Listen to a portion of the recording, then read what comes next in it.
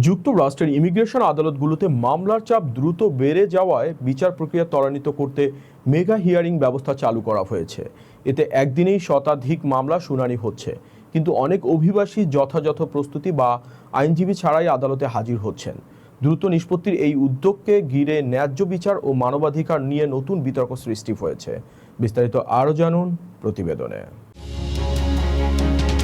যুক্তরাষ্ট্র জুড়ে অভিবাসন আদালতগুলোতে মামলার সংখ্যা দ্রুত বেড়ে যাওয়ায় বিচারকদের উপরে চাপ উল্লেখযোগ্যভাবে বৃদ্ধি পেয়েছে। ট্রাম্প প্রশাসনের দ্রুত ডিপোর্টেশন নীতি বাস্তবায়নের অংশ হিসেবে এখন বড় বড় শহরে মেগা ইমিগ্রেশন হিয়ারিং চালু করা হয়েছে, যেখানে দিনে শতাধিক মামলার শুনানি হচ্ছে। টেক্সাসের সান অ্যান্টোনিওতে বিচারক সিনথিয়া লাফুয়েন্তে গুনার আদালতে একদিনেই 143টি মামলার তালিকা দেখা যায়। অনেক অভিবাসী হঠাৎ করে তাদের শুনানির তারিখ এগিয়ে আসায় পর্যাপ্ত প্রস্তুতি নিতে পারেননি বা আইনজীবীও পাননি।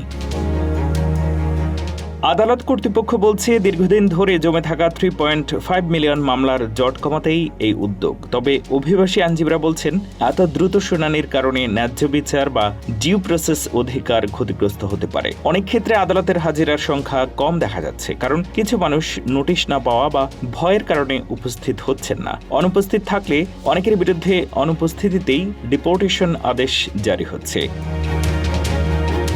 আইনজীবী সংগঠনগুলোর দাবি, দ্রুততার নামে ব্যক্তিগতভাবে প্রতিটি মামলার যথাযথ মূল্যায়ন করা সম্ভব হচ্ছে না, যা আন্তর্জাতিক সুরক্ষা চাওয়া অভিবাসীদের জন্য ঝুঁকিপূর্ণ।